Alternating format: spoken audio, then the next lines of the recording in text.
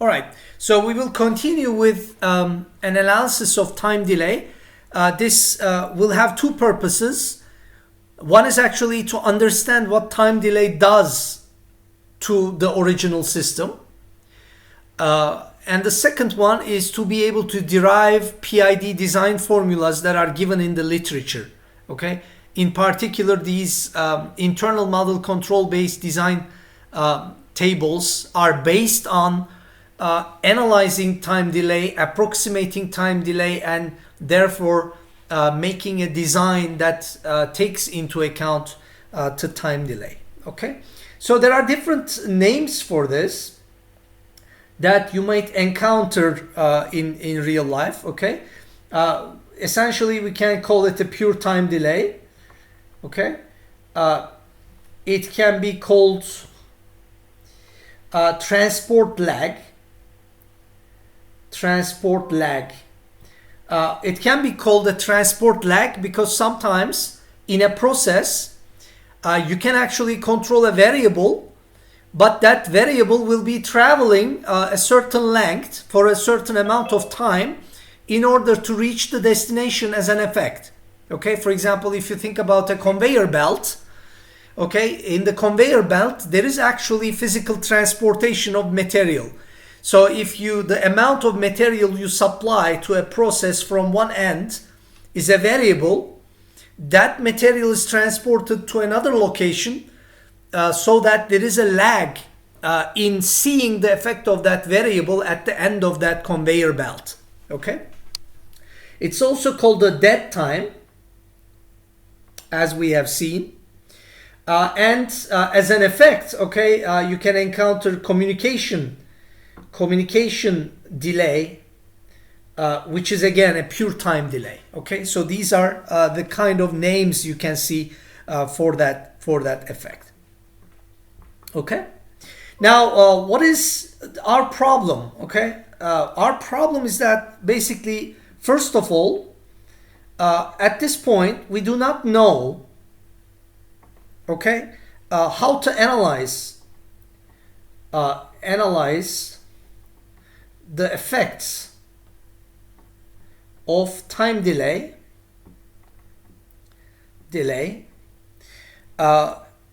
in an otherwise linear system.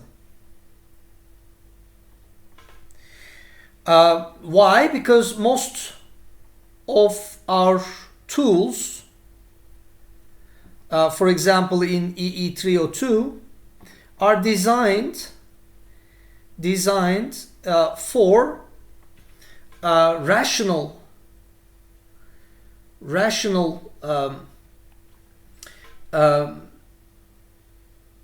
transfer functions, basically transfer functions with finite order polynomials in the numerator and denominator. Okay,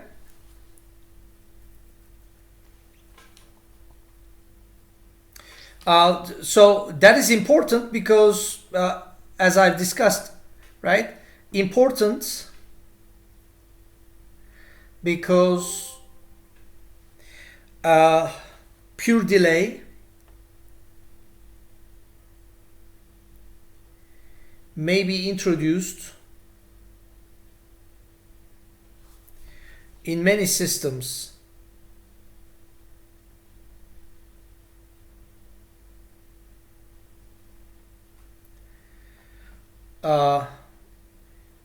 because of transport, communication,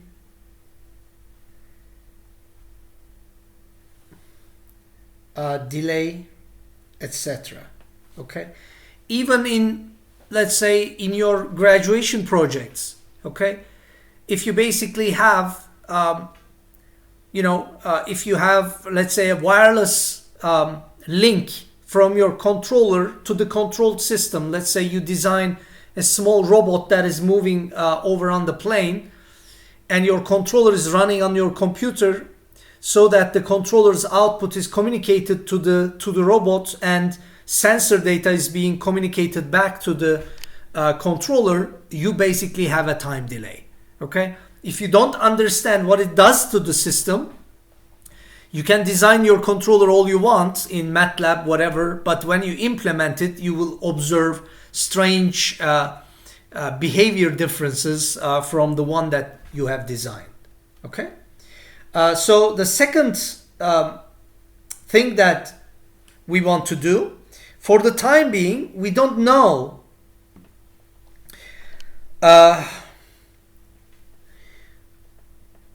we do not know how to approximate higher order systems with lower order systems with time delay.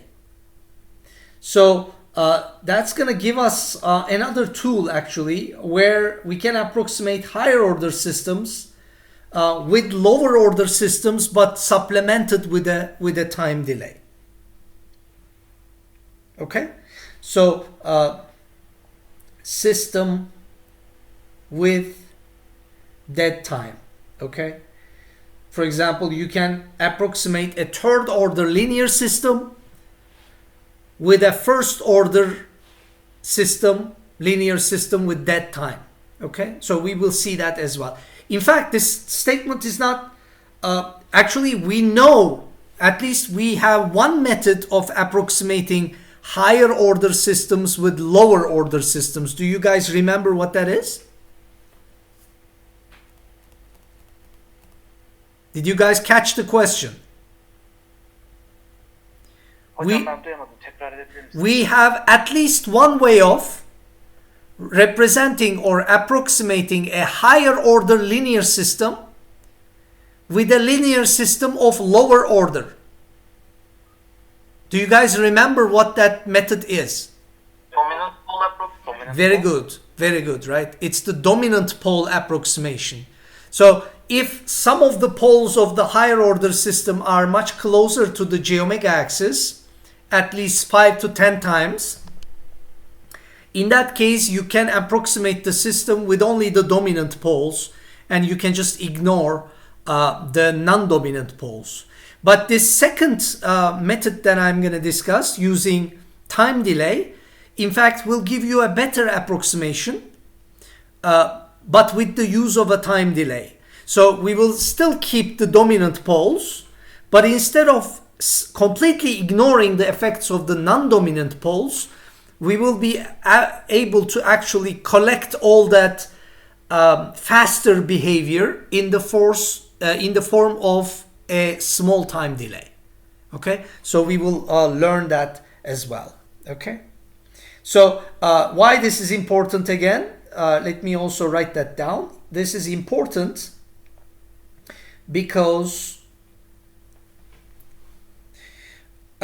we may wish and therefore be able to quickly design PID controllers based on design tables or rules. So those tables are designed for specific lower order system models. For example, I have given you the design table for a FOPDT system model. If you have a third order system, you cannot design a PID controller directly by using parameters of that third order system. But you can fit a lower order system with dead time, such as FOPDT, to the given higher order system, then use the design tables to come up with a practical controller for it. Okay, so that's going to give you a path for a quick path for designing a controller. Okay, Any questions so far? What's the time? Well, it's 10:30, perfect timing. So after the break, okay, we will start talking about the PADE approximation, okay, which is a pretty good rational function approximation to the time delay, okay. Arkadaşlar bir ara verelim 10 dakika.